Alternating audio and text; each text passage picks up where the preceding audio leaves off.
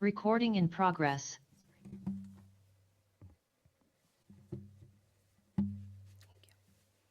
Hello. May Day is an ancient holiday shrouded in mystery.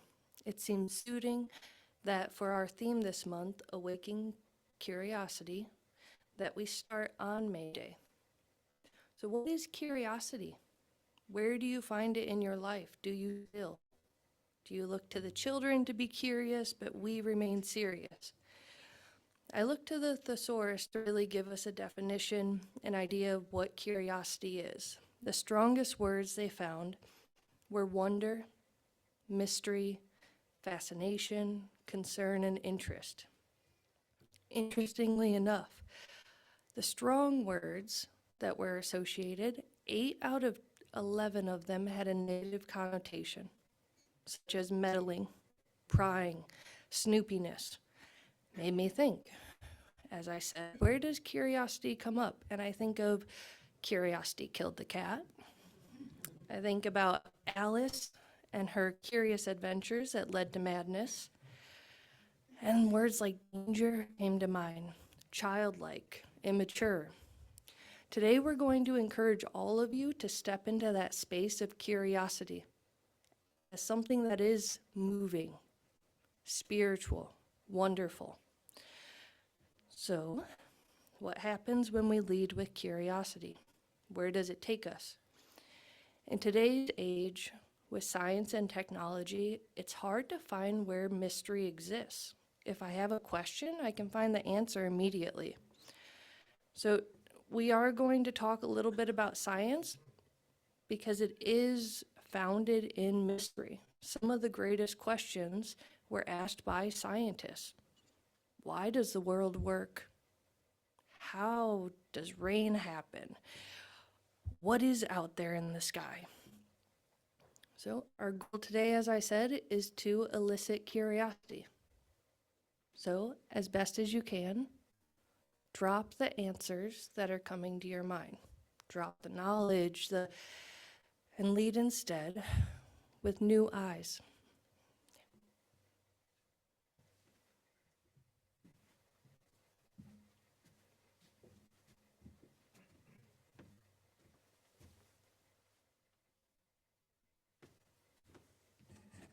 Hello, my name's Clint, and I just.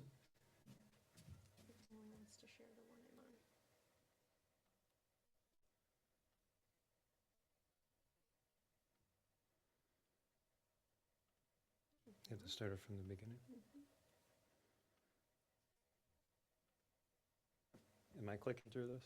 Yes. Okay.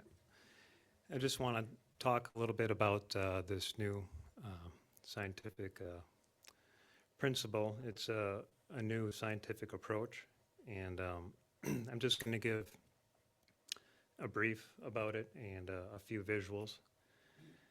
And I don't know if are you all familiar with the standard atom, the orbital model? And it's understood to look like this, where you have electrons orbiting around like a singular mass of protons. But now a growing number of people are starting to understand the atom to look more like this, which is considered a torus. That's what that geometric shape is on the right-hand side there. This torus is considered an arch form.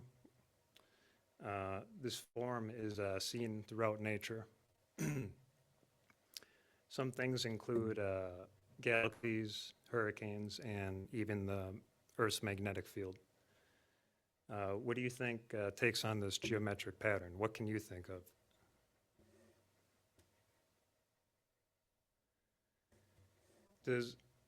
Yes, an apple. Very good.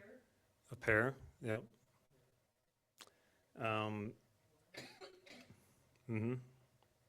Does anybody know what a fractal is?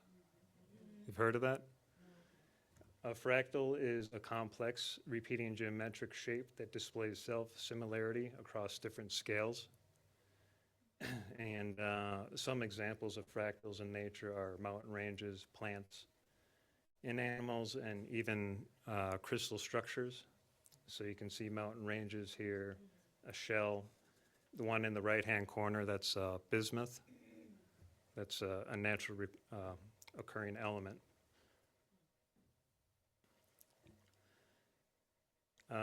You can think of this recursion from the atom all the way up to a galaxy, this arch form.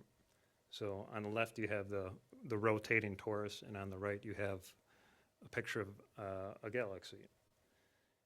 And I would just want to end this with a quote. Knowledge is a single point, but the ignorant have multiplied it. And I got a little torus right here. It's kind of what it looks like, you know, in 3D rather than just on a flat screen. And there you have your magnetic poles. Yeah, exactly. That's it. Yep.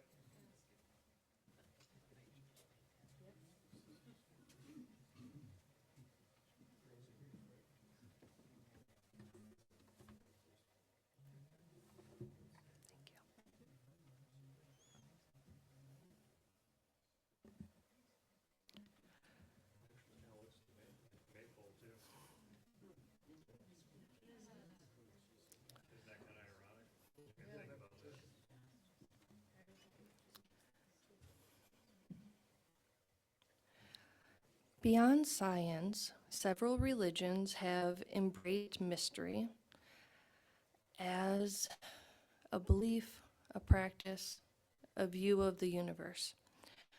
Some of those that we'll be talking about is, and I have mentioned, paganism, Taoism, and then Hinduism. Taoism is one religion that maintains its mystery. The first verse of the Tao Te Ching is, "The Tao that can be told is not the eternal Tao.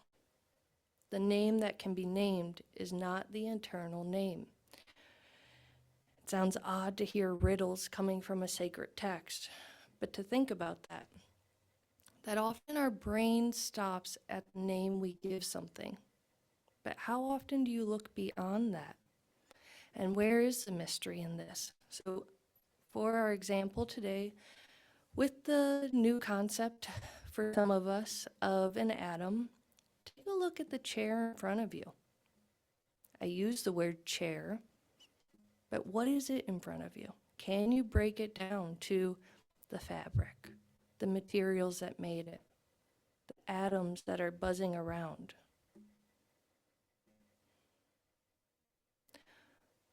Movement lives within all of us, and that movement takes a special focus within Taoism. So Taoism can be, or the Tao can be described as larger energy, the way of the natural universe, the empty space, the vibrations. Another concept within religions that have tried to name or box in this concept is Om. Om is associated with Hinduism and Buddhism, and it's a spiritual sound. It's described as the divine sound or the divine vibration. And so thinking about it, it's not just a monk sitting there saying the same syllable over and over again. It's the idea that this sound connects us, that when we say it together, we are on the same vibration. Some theologians have called it the sound that exists when there is no sound. It's a universal hum. Okay, so I am going to be flexible with me here. As I said, we have multiple people kind of coming in and out. Before I pass it over to Robert and he'll lean into the Tao and Tai Chi, I'm going to provide a reading from Zikala Sa, who was a Sioux Native American activist in the late 1800s and early 1900s. She speaks about mystery and paganism at a time period where Christianity was providing the right and the wrong answers. When the spirit swells my breast, I love to roam leisurely among the green hills, or sometimes sitting on the brink of the murmuring Missouri. I marvel at the great blue overhead. With half-closed eyes, I watch the huge cloud shadows in their noiseless play upon the high bluffs opposite me, while into my ear ripple the sweet, soft cadences of the river's song. Folded hands lie in my lap, for the time forgot. My heart and I lie small upon the earth, like a grain of throbbing sand. Drifting clouds and tinkling waters, together with the warmth of a genial summer day, bespeak with eloquence the loving mystery around us. During the idyll, while I sat upon the sunny river bank, I grew somewhat, through my response, be not so clearly manifest, as in the green grass fringing the edge of the high bluff back of me. At length, retracing the uncertain footpath, scaling the precipitous embankment, I seek the level lands where grow the wild prairie flowers, and they, the lovely little folk, soothe my soul with their perfumed breath. As we enter this next phase of our service, I encourage all of you to visualize what brings you peace. Where are you connected? Where do you drop your own boundaries and allow that connection to exist?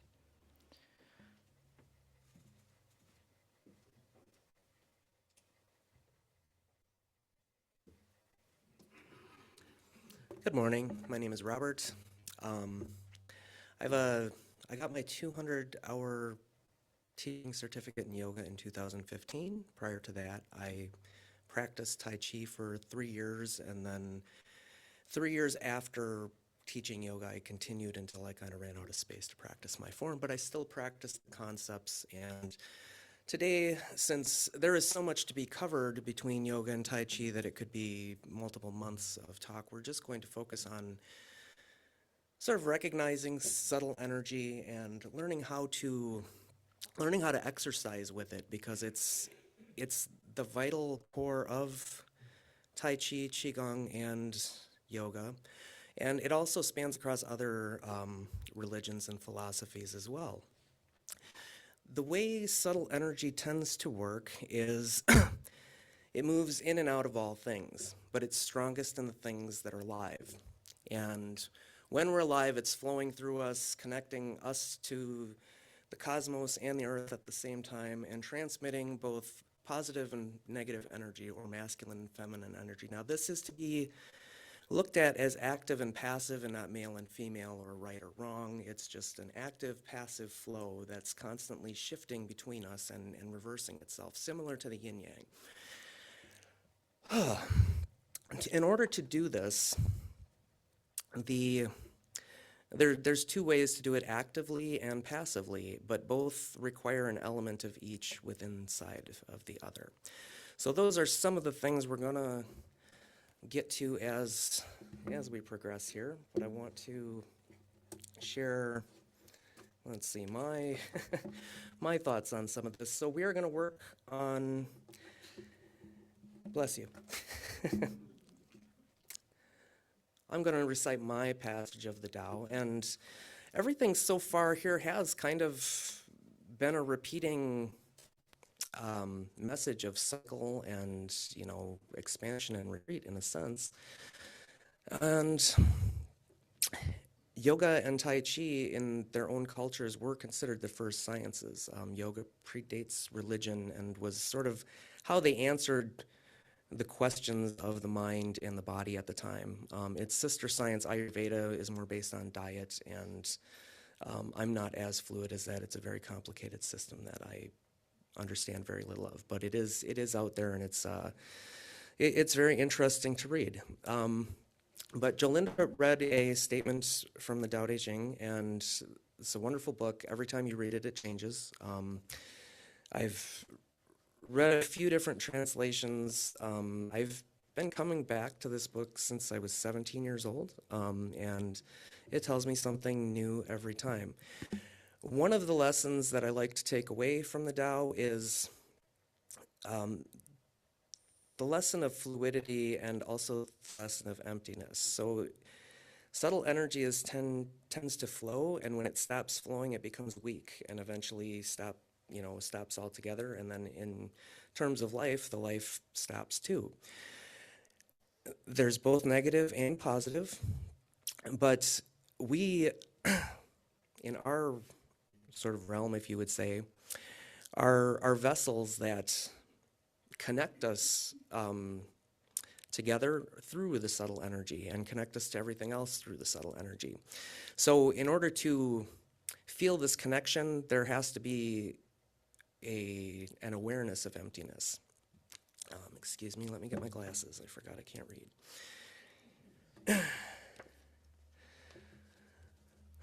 So this is verse 16 in the Tao Te Ching. Attain the climax of emptiness. Attain the climax of emptiness. Preserve the utmost quiet, as mirror things act in concert. I thereby observe the return. Things flourish, then reach its roots. Returning to the root is called stillness. Stillness is called return to life. Return to life is called the constant. Knowing the constant is called enlightenment. Acts at random in ignorance of the constant bode ill. Knowing the constant gives perspective. This perspective is impartial. Impartiality is the highest nobility.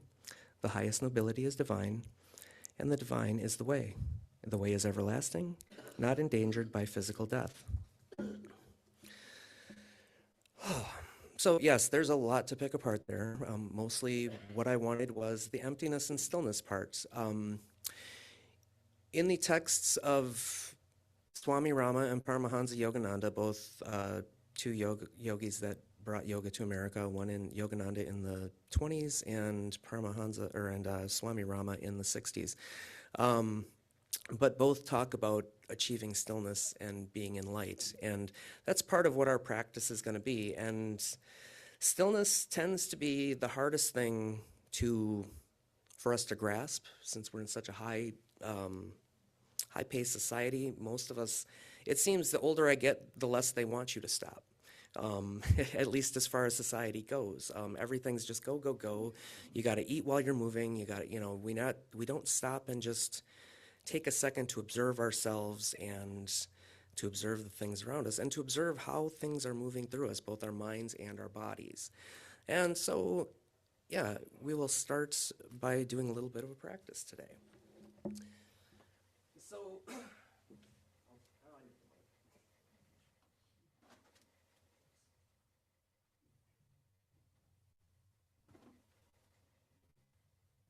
So we can start in our chairs. Is the mic on? Oh, okay. There we go. We can start in our chairs. We want to come to the edge of our chairs. Our sit bones are just a little back from the edge so that we can feel them on our chairs. Feet are flat on the floor. Now, this exercise has several variations, but we're going to do the most basic, and then I'll give you some examples of how you can modify it. This exercise can be done anywhere, even standing. We're going to start it on the chair and then elevate it to standing and then bring it back down to the chair and reset your own universally. The beauty about some of these practices is you can practice them individually or you can practice them in a group. So we're going to start at the edge of our chair. We want an anterior pelt in our pelvis, so we're not arched out, we're arched forward. We're going to reach up with our spines, or with our head, I should say, and let our spine just kind of hang from our skull here. Press into the floor with the ball of your foot. Squeeze the inner thighs together just a moment. Keep the pressure on the floor and then release the legs. Continue to reach up with the crown of the head. And now allow the body to relax to the side, just let the shoulders fall away from the ears. Hands can stay on the lap. And just let the arms relax as much as you can. Continue reaching up. Now, we're going to place the tip of our tongue under the palate of our upper mouth, just behind the teeth. This creates a cycle that connects positive and negative energy within us. So the breath that we bring in through our nose is going to cycle through our chakras, down our spine, and then back up and out our nose. So we're, in a sense, cleansing ourselves through our breath.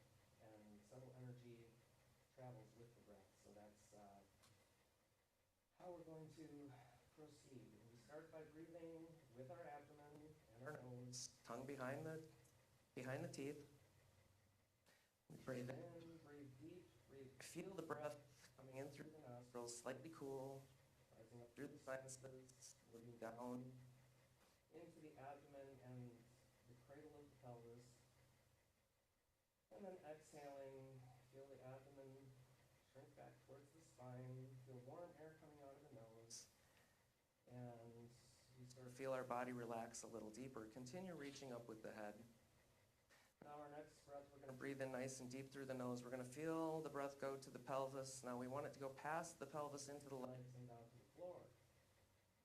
We do this a couple times. So we exhale from the feet and we watch it come up our legs, the floor of the pelvis, the abdomen, then the lungs, and out the nose, slightly warmer than it was before. We inhale, feel it coming in cool. Notice the rejuvenating sense our inhale gives us. And exhaling, we bring ourselves back down, feeling the warm air come out. Inhale, watch the air come through the nose, up through the sinuses, down into the pelvis, down to the legs.